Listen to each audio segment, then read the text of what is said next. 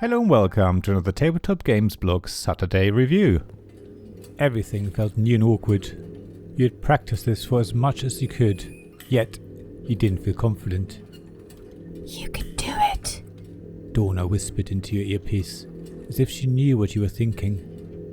Let's get him! Came the roar from Farg over the comms, bringing you right back down to earth and giving you the extra nudge you needed to do this. With these two Mokons by your side, you stood a good chance. You might not win this time, but you would learn and grow in experience. You would become stronger. It was time for you to step into the Prisma Arena by Hub Games. Let me start by saying that I only played the game once with Roy O'Connor of Hub Games on Tabletop Simulator.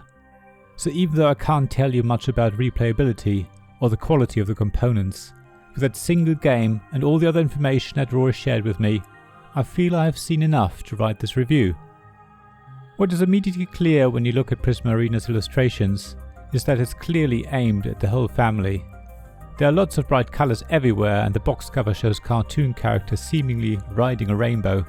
It's the sort of thing that would appeal to the younger generation. However, the characters aren't your usual superheroes or rangers with powers, and there are no unicorns inside. Prisma Arena tries to avoid stereotypes wherever it can, allowing anyone to see themselves in one of the 4 hero standees that come with the game. In fact, the standees are relatively generic, and there's a large amount of different stickers that you'll find in the box, which allow you to customize your hero in whatever way you please. You can even be a robot if you would rather not play a human character. Yet again, Hub Games lives up to its name of making their games as inclusive as possible and open to as wide an audience as possible. Unfortunately, the choice of illustrations can be off-putting for so-called serious gamers, whatever that means. I can safely say that's their loss though. Prisma Arena offers an arsenal of combo cards that allow you to carry out massive chains of actions, transforming a simple turn into an awe-inspiring sequence of attacks. I'm getting ahead of myself though, so let me start by describing what Prisma Arena actually is. It is billed as, and I quote, a fast-paced game of over-the-top arena combat. That's certainly true, but at the same time everything is a lot simpler when compared to tabletop skirmish games. There is the octagonal arena, which is divided into square spaces that define your movement and attack range, as well as line of sight. Very simple. There are obstacles that you take turns to place at the beginning of each battle, as you will know from a game like Catacombs and Castles. Also simple. There are no dice to roll. Super simple. However, like in other battle games, everything is still very much about tactics that will hopefully help you complete your overall strategy. Randomness comes from your shuffled deck of combo cards, which allow you to chain extra actions to your basic choice of move, blast and strike.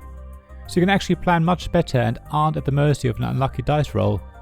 What's nice here though, is that any combo cards you play are then put onto your opponent's discard pile. That means that even when you have a really strong starting hand, it won't be long until your opponent will be able to take advantage of those amazing combo cards. It reminds me very much of Karmaka in that respect. Nobody can complain because one person's fortune may well be their downfall later in the game. Everything else is very much like you would expect in other skirmish games. You move your characters into position, trying to take cover, or going out into the open as is necessary for the situation. You make your attacks, weaken your opponent's characters and play your combo cards in the hope to finish them off. The excitement and nervousness of never being sure if your character is safe and in a strong position or not comes across really well. You keep counting the squares and check if you're in anyone's line of sight, while checking your combo cards to see if you can deal the killing blow on your next turn, and trying to remember cards you had previously played, wondering if your opponent might be holding them in their hand right now. I keep talking about killing, but in Prisma Arena nobody dies. All that happens is that a character is knocked off the board back to their starting platform, where everyone starts at the very beginning. On the next turn that character can then easily be reactivated and rejoin the arena. However, to avoid constant respawning and force you to plan your turns and actions a bit further ahead, every player takes turns activating a single character, after which they are exhausted for the rest of the round. Only when all characters are exhausted are they all refreshed again. Rory taught me the game during a live stream, after which we played it, and it really impressed me how simple the rules were and how easy the game was to learn. After only around 4 or 5 turns, I had done virtually all the possible actions. Yet, the complexity and depth of Prisma Arena are high, because it emerges from the player's choices. Just unlike a game of checkers, which has very simple rules, the game state can very quickly become very thinky. Add to that the variety of movements found in chess and the need to think a couple of turns ahead, you get a really fun game that will keep players of varying levels of board game experience happy.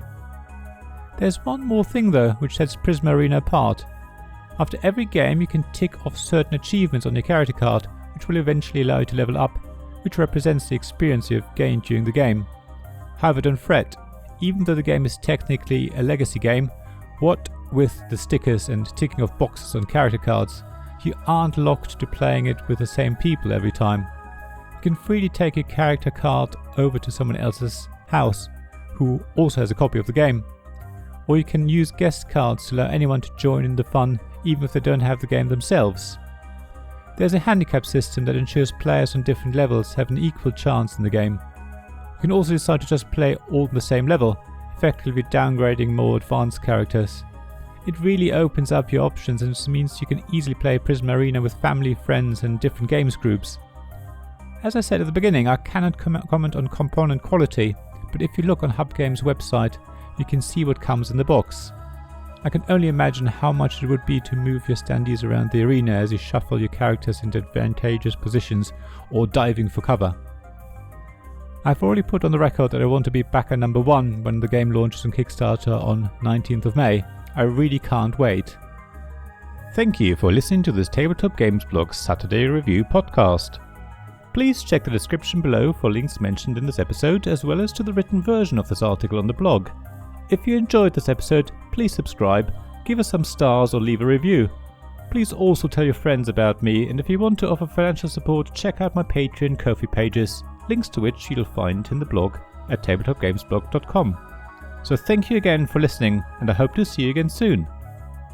This podcast was made possible by the generous help of my Patreon supporters: Royal Patron Sean Newman, Castle Guard David Miller, Dice Masters Alex Bardi, Paul Grogan and James Naylor, and Shining Lights Robin Kay, Sarah Reed, Tim Vernick and We're Not Wizards.